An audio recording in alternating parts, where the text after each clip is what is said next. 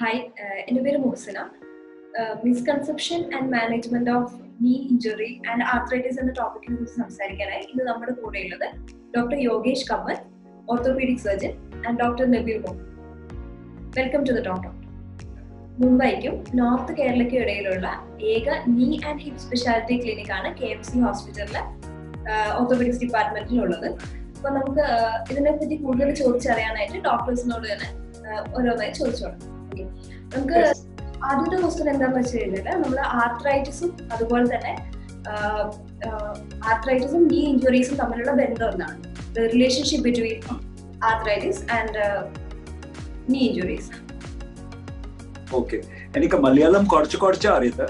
So I will just tell you a few points and my colleague Dr. Nabil will explain. So we are actually a specialty department for knee and hip, which is separate from general orthopedics department. We see only knee and hip related consultations, in which we found that knee injuries are actually very common amongst falls. A lot of it can be managed with proper diagnosis when a proper examination is made rather than unnecessary investigations, and if treated properly, a good 90% plus even after surgery can return to sport. Dr. Nabil will tell you specific numbers and percentages. നമ്മള് ഇവിടെ കാണുന്നത് മിക്കവാറും മുട്ടിലെ injuries എന്ന് പറഞ്ഞാല് ഒരേ 5-ൽ 1 injury എപ്പോഴും മുട്ടിൽ എന്തെങ്കിലും ബുദ്ധിമുട്ടുകൾ ഉണ്ടാക്കുന്ന ഒരു ഇഞ്ചുറീസ് ആണ്. ചെറിയ ഇഞ്ചുറീസ് അല്ല, കുറച്ച് സിവിയർ ആയിട്ടുള്ള ഇഞ്ചുറീസ് ആയിരിക്കും നമ്മൾ സാധാരണ കാണുന്നത്. എന്ന് വരുന്ന ആയാലും കൃത്യമായ ഒരു ട്രീറ്റ്മെന്റ് കിട്ടാതെ പോകുന്ന പ്രശ്നങ്ങളാണ് നമ്മളെപ്പോഴും കൂടുതൽ കണ്ടുവരുന്നത്. എന്തെങ്കിലും ട്രീറ്റ്മെന്റ് കറക്റ്റ് കിട്ടിയില്ല എന്നുണ്ടെങ്കിൽ ഉള്ള പ്രശ്നങ്ങളാണ് നമ്മളെപ്പോഴും കാണുന്നത്. കൃത്യമായിട്ട് നമുക്ക് ഡയഗ്നോസ് ചെയ്യാൻ പറ്റിയില്ലെങ്കിലോ അല്ലെങ്കിൽ അതിന് വേണ്ട ടെസ്റ്റുകൾ ചെയ്യാൻ പറ്റിയില്ല, ട്രീറ്റ്മെന്റ് ചെയ്യാൻ പറ്റിയില്ലെങ്കിലാണ് നമ്മളതിൽ കൂടുതൽ പ്രശ്നം കാണുന്നത്. ഏതാണ്ട് ഒരു 1/3 ഓഫ് ദ പേഷ്യൻസിന് മാത്രമേ നമുക്ക് എപ്പോഴും ഓപ്പറേഷന്റെ കാര്യമുള്ളൂ. മറ്റ് 2/3 പേഷ്യൻസിന് എപ്പോഴും നമ്മൾ ഏതെങ്കിലും ചെറിയ എക്സസൈസസോ അല്ലെങ്കിൽ അങ്ങനത്തെ ചെറിയ സിമ്പിൾ ആയിട്ടുള്ള ട്രീറ്റ്മെന്റുകളിൽ നമുക്ക് എപ്പോഴും അവരുടെ പ്രോബ്ലംസ് സോൾവ് ചെയ്യാവുന്നതാണ്. മാത്രമല്ല 90% ഓഫ് ദി പേഷ്യൻസിന് ഓപ്പറേഷൻ കഴിഞ്ഞതിന് ശേഷം അവർക്ക് മുമ്പ് എന്താ അവർ ചെയ്തുകൊണ്ടിട്ടുണ്ടായിരുന്ന സ്പോർട്സോ അവരുടെ റിക്രിയേഷൻ എന്താ ആക്ടിവിറ്റീസ് അതെല്ലാം അവർക്ക് എപ്പോഴും ചെയ്യാവുന്നത് തന്നെയായിരുന്നു. Now, if this is ignored and things are not treated properly and people start not actually complying with proper treatment, then if left alone it can lead to arthritis. Yes. And that is the reason majority of people who get knee arthritis get it at a young age in our country. Yes, correct. Yes. So എപ്പോഴും മുട്ടിലെ തേയ്മാനം വരുന്നതോ മുട്ടിനുള്ള injuries ബുദ്ധിമുട്ടുകൾ കൂടുന്നത് എപ്പോഴും അതിനൊരു neglect ചെയ്യുന്നതോ അതോ അതിനെ ശരിക്കും കണ്ടുപിടിക്കാൻ പറ്റാത്ത ഒരു കാരണം കൊണ്ടാണ്. അത് കാരണമാണ് അത് കുറെ കൂടെ വലിയ പ്രോബ്ലംസ് ആയിട്ട് വന്നുകൊണ്ടിരിക്കുന്നത്. അതാണ് ഡോക്ടർ പറഞ്ഞു വരുന്നത്. അതുകൂടാതെ നമ്മൾ നീ ക്യാപ്പ് ഉപയോഗിക്കുന്നത് കൊണ്ടുള്ള ഗുണങ്ങൾ എന്തൊക്കെയാണ്? നമുക്ക് നീ ക്യാപ്സ് യൂസ് ചെയ്യുമല്ലോ, അതുകൊണ്ട് നമുക്ക് എന്തൊക്കെ ഗുണങ്ങൾ അതുകൊണ്ട് ഉണ്ടാവാം, അതിന് എന്തെങ്കിലും ഹെൽപ്പ് ചെയ്യാൻ പറ്റുമോ എന്നുള്ളതിനെ പറ്റിയിട്ടൊന്ന് പറയണോ? Very common misconception, and even though it helps for a few days, it can actually do more harm. Not only kneecaps, people actually many times repeat MRIs unnecessarily. So why don't you tell them? So നീ cap എന്നുള്ള concept മുട്ടിന് മുകളിലിടുന്ന ഓറ അല്ലെങ്കിൽ ആ socks എന്ന് പറയുന്നത് എപ്പോഴും initial part of the ഇഞ്ചുറിയിൽ കുറച്ചൊക്കെ ഒന്ന് സഹായിക്കാം. പേഷ്യന്റിന് ജസ്റ്റ് ഒരു സപ്പോർട്ട് കിട്ടുന്ന പോലെ തന്നെ ജസ്റ്റ് ഒരു സഹായം മാത്രമേ അത് കൊടുക്കുകയുള്ളൂ. അതിനപ്പുറം അതിന് കൂടുതലായിട്ടൊരു ബെനിഫിറ്റ് ഇല്ല. മുട്ടിന് ജസ്റ്റ് ഒരു തുണി സപ്പോർട്ട് എന്നുള്ള രീതിയിൽ മാത്രം കുറച്ച് നാളത്തേക്ക് നടക്കാനോ ചിലപ്പോൾ ഒരു പരിമിതി വരെ നീർക്കെട്ട് കുറയ്ക്കാനോ സഹായിക്കും. അല്ലാതെ ഇതൊരു ട്രീറ്റ്മെന്റ് അല്ല, ഇത് ഒരു സപ്പോർട്ട് മാത്രമായിട്ട് കുറച്ച് നാളത്തേക്ക് ഉപയോഗിക്കാൻ മാത്രമേ ഇതൊരു ഹെൽപ്പ് ചെയ്യുന്നുള്ളൂ. അതല്ലാതെ ശരിക്കുള്ള ട്രീറ്റ്മെന്റ് കിട്ടാതെ, ശരിക്കുള്ള പ്രോബ്ലം നമ്മൾ കണ്ടുപിടിക്കാതെ, ശരിക്കുള്ള മസിൽസിനെ നമ്മൾ ആക്ടിവേറ്റ് ചെയ്ത് പേഷ്യന്റിനെ റിക്കവർ ചെയ്യാതെ മുട്ടിന്റെ നീ ക്യാപ്പ് മാത്രം യൂസ് ചെയ്തിട്ട് കാര്യമില്ല. അത് മാത്രമല്ല, അതുപോലത്തെ ഒരു ട്രീറ്റ്മെന്റ് ഓർ ഡോക്ടറെ കാണിച്ച് എടുക്കുന്ന ഒരു ട്രീറ്റ്മെന്റ് ആണ് MRI എടുക്കുക എന്ന് പറയുന്നത്. MRI എന്ന് പറയുന്ന ഒരു ട്രീറ്റ്മെന്റ് അല്ല, മൾട്ടിപ്പിൾ ആയിട്ട് MRI എടുക്കുന്ന പേഷ്യൻസിനെ നമ്മൾ കണ്ടിട്ടുണ്ട്, വിച്ച് ഈസ് നോട്ട് നെസസറി.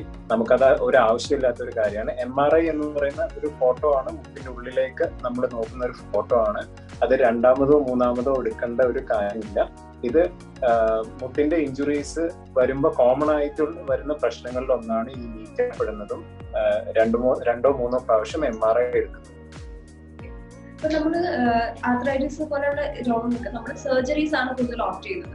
ഒരു സർജറി എത്രത്തോളം സക്സസ്ഫുൾ ആയിരിക്കും? ഒരു സർജറി കഴിഞ്ഞു കഴിഞ്ഞാൽ അയാൾക്ക് കംപ്ലീറ്റ് ആയിട്ട് അത് സക്സസ്ഫുൾ ആയിരിക്കും, അതുപോലെ കംപ്ലീറ്റ് ആയിട്ട് അതിനൊരു ക്യൂർ ഉണ്ടാവും?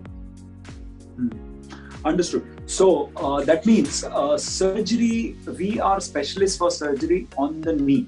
Now, first of all, for every surgery has some possibility, some chance of risks and complications, which is why, first of all, decision for surgery should be rightly made.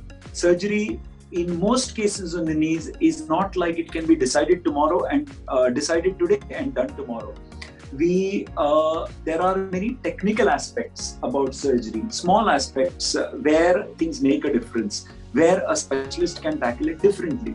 So that is why many times actually we are involved in surgeries where they have gone wrong in the first instance and we make it correct. Secondly, you tell them about our outcome indicators in Malayalam, so it will help. So you can tell them about 3 aspects.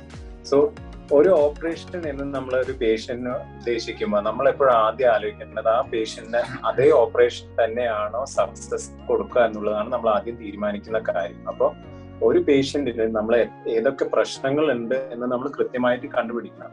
നമ്മൾ പല പ്രാവശ്യവും നമ്മൾ കാണുന്നതെന്ന് വെച്ചാൽ ലിഗമെന്റോ എല്ലോ അല്ലെങ്കിൽ രക്തനാടികളിൽ മാത്രമുള്ള ബുദ്ധിമുട്ടുകൾ മാത്രമല്ല, ഒരു നീ ജോയിന്റ് ആവുമ്പോൾ നീ ജോയിന്റ് മുകളിൽ കാർട്ടിലേജ് എന്ന് പറയുന്ന ലെയറും കൂടി ഉണ്ട്. അപ്പൊ കാർട്ടിലേജ് ഡാമേജും കൂടി ഉണ്ടോ എന്നൊക്കെ നമ്മൾ കണ്ടുപിടിക്കണം. എല്ലാ പ്രോബ്ലംസും നമ്മൾ കണ്ടുകൊണ്ടാണ് നമ്മൾ എപ്പോഴും ട്രീറ്റ്മെന്റിന് വേണ്ടി പോകേണ്ടത്. അത് ഒന്നാമത്തെ കാര്യം. അപ്പൊ നമ്മൾ ഡിസൈഡ് ചെയ്യും ഏത് ഓപ്പറേഷനാണ് ചെയ്യുന്നത്.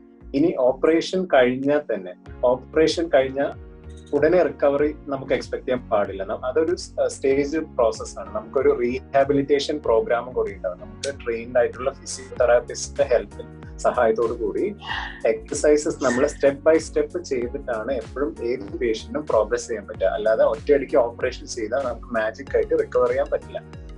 എന്നുകൊണ്ട് തന്നെ ഏത് മുട്ടിന്റെ പ്രോബ്ലംസും നമ്മൾ ട്രീറ്റ് ചെയ്താൽ 90% ഓഫ് ദ പേഷ്യൻസിന് നമുക്ക് അവരുടെ ഓപ്പറേഷന് മുമ്പ് എന്തൊക്കെ അവർക്ക് ചെയ്യാൻ പറ്റുന്നുണ്ടായിരുന്നോ അവർക്ക് എല്ലാ കാര്യങ്ങളും ചെയ്യാൻ പറ്റാവുന്ന തന്നെയാണ്. അങ്ങനത്തെ ഒരു ഇൻഡിക്കേറ്റർ ആണ് നമ്മൾ പെർഫോമൻസ് ഇൻഡിക്കേറ്റർ എന്ന് പറയുന്നത്. നമ്മളിപ്പോഴും ഫോളോ ചെയ്ത് വരുന്ന പെർഫോമൻസ് ഇൻഡിക്കേറ്റേഴ്സ്, പേഷ്യന്റിന് ഇന്നത് ചെയ്യാൻ പറ്റുന്നുണ്ടോ, ഓപ്പറേഷന് മുമ്പോ പിന്നെ ഓപ്പറേഷന് ശേഷം എത്ര ഇംപ്രൂവ്മെന്റ് ആയി എന്നുള്ളത് നമ്മൾ എപ്പോഴും ഒബ്ജക്റ്റീവായിട്ട് നമ്മൾ കണ്ടുപിടിക്കുന്നു. അങ്ങനെ നമ്മൾ നോക്കിയിട്ടാണ് നമുക്ക് പേഷ്യന്റിനെ നമുക്ക് കറക്റ്റ് അസസ് ചെയ്ത് നമുക്ക് പറയാൻ പറ്റും സക്സസ്ഫുൾ ഇന്ന പേഷ്യന്റിന് ഇന്ന എത്ര ഇംപ്രൂവ്മെന്റ് ആയെന്ന് നമുക്ക് പറയാൻ പറ്റുന്നുണ്ട്. അതുപോലെ തന്നെ നമ്മൾ നമ്മുടെ എക്സ്പീരിയൻസിൽ കണ്ടത് എന്താണെന്ന് വെച്ച് കഴിഞ്ഞാല് എല്ലാ പേഷ്യൻസിനും അവർക്ക് ഡെഫിനറ്റ്ലി കറക്റ്റ് ഇന്ന സർജറിയാണ് നമ്മൾ ചെയ്യാൻ പറ്റും എന്ന് നമുക്ക് തീരുമാനിക്കാൻ കഴിഞ്ഞു കഴിഞ്ഞാൽ നമുക്ക് ഇത്രയും ഇംപ്രൂവ്മെന്റ് നമുക്ക് കൊണ്ടുവരാൻ സാധിക്കുകയും ചെയ്യും.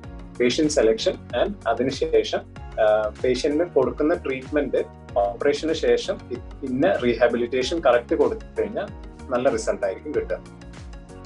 In fact, we are the only hospital and only specialist center in India which has actually published very transparently our outcome indicators. For 4 years in a row, 100% of our patients have been walking on the same day of surgery.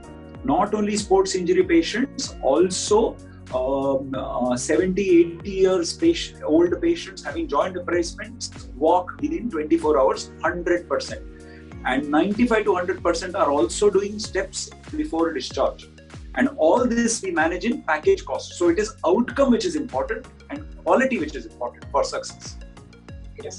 ഇപ്പോൾ doctor പറഞ്ഞ main point എന്ന് പറഞ്ഞാല് പേഷ്യൻസിന് പണ്ടത്തെ കാലത്തെ പോലെ കുറെ നാളത്തേക്ക് ഒന്നും ചെയ്യാതെ നമ്മൾ വെച്ചുകൊണ്ടിരിക്കുകയല്ല. ഇപ്പോഴത്തെ കോൺസെപ്റ്റ് എല്ലാം മാറിക്കഴിഞ്ഞു. ഓപ്പറേഷൻ കഴിഞ്ഞാൽ തന്നെ ഇമ്മീഡിയറ്റ്ലി നമ്മൾ അവരെ വാക്കിങ്ങും മാത്രമല്ല സ്റ്റെപ്പ് കയറുന്ന പ്രാക്ടീസ് നമ്മൾ കൊടുക്കുകയാണ്. അതിൽ നിന്ന് നമ്മൾ കിട്ടുന്ന റിസൾട്ടാണ് നമ്മൾ ഓൾറെഡി ഇപ്പോൾ പബ്ലിഷ് ചെയ്തിട്ടുള്ളത്. ഇത്രയും റിസൾട്ട്സ് നമുക്ക് ഈസി ആയിട്ട് കിട്ടുന്നുണ്ട്. എല്ലാ പേഷ്യന്റിനും ഓപ്പറേഷൻ കഴിഞ്ഞാൽ ഇമ്മീഡിയറ്റ്ലി തന്നെ നടത്തിക്കുന്നതും അവരുടെ മസിൽസിനെ സ്ട്രോങ് ആക്കാനുള്ള എക്സസൈസ് പറഞ്ഞു കൊടുക്കുകയും മാത്രമല്ല സ്റ്റെപ്സ് കയറി ഇറങ്ങാനും ഹോസ്പിറ്റലിൽ നിന്ന് തന്നെ പ്രാക്ടീസ് ചെയ്തിട്ട് അവരെ വീട്ടിൽ അവർ എന്തൊക്കെ ചെയ്യുമോ അതേ കാര്യങ്ങൾ നമ്മൾ ഇവിടെ നിന്ന് തന്നെ പ്രാക്ടീസ് ചെയ്യിപ്പിച്ച് അവര് കംഫർട്ടബിൾ ആയതിനു ശേഷമാണ് നമ്മൾ പറഞ്ഞയക്കുന്നത്. അങ്ങനെയാണ് നമ്മൾ മേക്ക് ഷുവർ ചെയ്യുന്ന ഓപ്പറേഷൻ സക്സസ്ഫുൾ ആക്കാൻ പറ്റുന്നുള്ളത്. ഡിസ്ചാർജ് ശേഷം എക്സ്പെൻസ് വേറെ സാധാരണ ഓപ്പറേഷൻ കഴിഞ്ഞാലുള്ള എക്സ്പെൻസ് എന്താണ്? പേഷ്യന്റ് വീട്ടിൽ പോയി കഴിഞ്ഞാൽ 2-3 പ്രാവശ്യം തിരിച്ചു വരണം, ഡ്രസ്സിങ് ചേഞ്ച് ചെയ്യാൻ വേണ്ടി വരും, അല്ലെങ്കിൽ ഇടയ്ക്കിടയ്ക്ക് ഫിസിയോതെറാപ്പിസ്റ്റിനെ കാണാൻ വേണ്ടി വരും. ഇപ്പൊ നമ്മളെ കോൺസെപ്റ്റ് ഒക്കെ മാറി. ഡ്രസ്സിംഗ് എന്ന് പറഞ്ഞാൽ നമ്മൾ ഒരൊറ്റ ഡ്രസ്സിങ് ഇവിടെ ഹോസ്പിറ്റലിൽ നിന്ന് ചെയ്ത് കഴിഞ്ഞാൽ നമ്മൾ പിന്നെ അതിനുശേഷം വീട്ടിൽ പോയിട്ട് ഡ്രസ്സിംഗ് ചേഞ്ച് ചെയ്യേണ്ട ആവശ്യമില്ല. 2 ആഴ്ചത്തേക്ക് ഒരേ ഒരു ഡ്രസ്സിംഗ് ആയിരിക്കും നമ്മൾ മെയിൻറ്റെയിൻ ചെയ്യുന്നത്. മാത്രമല്ല ഫിസിയോതെറാപ്പിസ്റ്റിന്റെ ട്രീറ്റ്മെന്റ് ചാർട്ടുകളും പ്രോട്ടോകോളും നമ്മൾ കൊടുക്കുന്നുണ്ട്. അവർ വീട്ടിൽ പോയിട്ട് അവർക്ക് സ്വയം അത് നോക്കി ചെയ്യാം. എന്തെങ്കിലും ഫോളോ അപ്പ് ആവശ്യമുണ്ടെങ്കിൽ അവർക്ക് ഫിസിയോതെറാപ്പിസ്റ്റിനെ വീഡിയോ കൺസൾട്ടേഷൻ വഴി നമ്മുടെ ട്രെയിൻഡ് ഫിസിയോതെറാപ്പിസ്റ്റ് ആയിട്ട് അവർക്ക് കോൺടാക്ട് ചെയ്യാൻ പറ്റാവുന്നത്. ഇങ്ങനത്തെ ഒക്കെ കാര്യങ്ങൾ നമ്മൾ ചെയ്യുമ്പോഴാണ് നമ്മളെപ്പോഴും ഓപ്പറേഷൻ സക്സസ്ഫുൾ ആക്കി മാറ്റാൻ കഴിയുക. അത് തന്നെയായിരുന്നു എന്റെ അടുത്ത ചോദ്യം. അതായത് എത്രത്തോളം നമുക്കൊരു കോസ്റ്റ് എഫക്റ്റീവ് ആണ്, എത്ര ആൾക്കാർക്ക് അത് അഫോർഡ് ചെയ്യാൻ പറ്റും, പിന്നെ ട്രീറ്റ്മെന്റ്സിനൊക്കെ എക്സ്പെൻസും കാര്യങ്ങളൊക്കെ എങ്ങനെയാണ് വരുന്നത്? It is possible that in a specialist hospital, cost might be slightly more than medical college. But when we think about cost, like Dr. Nabil explained, it is important that we include all this in one package. So we work 90-95% time within the package, which we can explain to the patient before. It is definitely much less costly as compared to big cities like Cochin and Bangalore. There is no doubt. For the same specialty care, it might be little more costly than medical college, but if one surgery goes wrong and you have to do it again, the cost of that is many times more. So actually, to make it cost effective, quality important aanu pinne package patiently explain correct. Yes. So ഇതിന് നമ്മൾ important ആയിട്ട് നമ്മൾ ആലോചിക്കേണ്ട കാര്യം cost effective എന്ന് നോക്കുകയാണെങ്കിൽ നമ്മൾ ആദ്യം ആലോചിക്കണം അവർക്ക് ചെയ്യുന്ന ഓപ്പറേഷൻ അത് കറക്റ്റ് ആണോ എന്നുള്ളത്. അപ്പൊ നമ്മൾ ചെയ്യുന്ന ടെക്നീക്കാണ് അതിലുള്ള ഇമ്പോർട്ടന്റ് കാര്യം. അപ്പൊ നമുക്ക് ഈ ഒരു സ്പെഷ്യാലിറ്റി പ്രാക്ടീസ് ചെയ്യുമ്പോൾ നമ്മൾ ഒരേ കാര്യം മാത്രം ചെയ്യുമ്പോൾ അത് അത്രയും നല്ല രീതിയിൽ ചെയ്യാൻ പറ്റും. അതാണ് അതിന്റെ വ്യത്യാസം. അപ്പോൾ ട്രീറ്റ്മെന്റ് പേഷ്യന്റ് സക്സസ്ഫുൾ ആയിരിക്കും. ഒരു പ്രൊസീജിയർ കഴിഞ്ഞ് അതിലൊരു ഫെയിലിയർ ഉണ്ടായിട്ട് അത് 2ാമത്തെ 3ാമത്തെ പ്രൊസീജിയർ ആവാൻ പാടില്ല. അതാണ് അതിനുള്ള ഇമ്പോർട്ടൻസ്. അപ്പോൾ നമുക്ക് ഒരൊറ്റ പ്രൊസീജിയറിൽ കാര്യങ്ങൾ ഈസി ആയിട്ട് മാനേജ് ചെയ്യാൻ പറ്റണം. അതെ.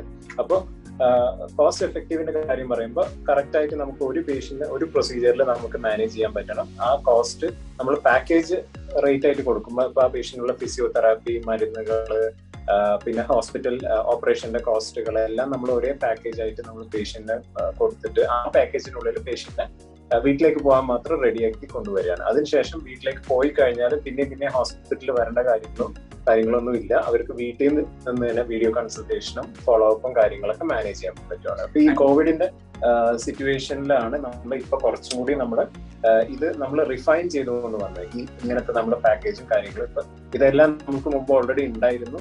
ഇപ്പോഴാണ് നമുക്ക് ഇപ്പോഴും കുറെ റിഫൈൻഡ് ആയിട്ട് നമ്മൾ കൊണ്ടുവന്നിരിക്കുന്നത്. And actually with packages, the cost becomes comparable to medical colleges because normally other clinics don't have packages. When we pre-plan the package, when it is all inclusive, there is no need to spend separately for medicine, no need to spend separately for physiotherapy. All included. എല്ലാ ഒരേ ഒരു പാക്കേജിൽ നമ്മൾ include ചെയ്തിട്ട് നമുക്ക് പേഷ്യന്റിനോട് പറയും easy for the നമുക്ക് ഇന്ന ട്രീറ്റ്മെന്റ് ചെയ്ത് ഇന്ന ഫോളോ അപ്പ് ചെയ്തിട്ട് നമുക്ക് planning possibly പ്ലാൻ ചെയ്ത് ചെയ്യാൻ പറ്റും. Okay. Okay doctor, thank you. നമുക്ക് ഇത്രയും കാര്യങ്ങൾ പറഞ്ഞു തന്നതിന് thank you so much. So sir നമുക്ക് സെഷൻ എൻഡ് ചെയ്യാം. Okay doctor. Thank you doctor. Thank you. നമുക്ക് ഇങ്ങനെ ഒരു ഓപ്പർച്യൂണിറ്റി തന്നതിന് ഷോപ്പ് ടോക്സിനോട് നമ്മുടെ thank you so much. Thank you so much. Okay, thank you. By.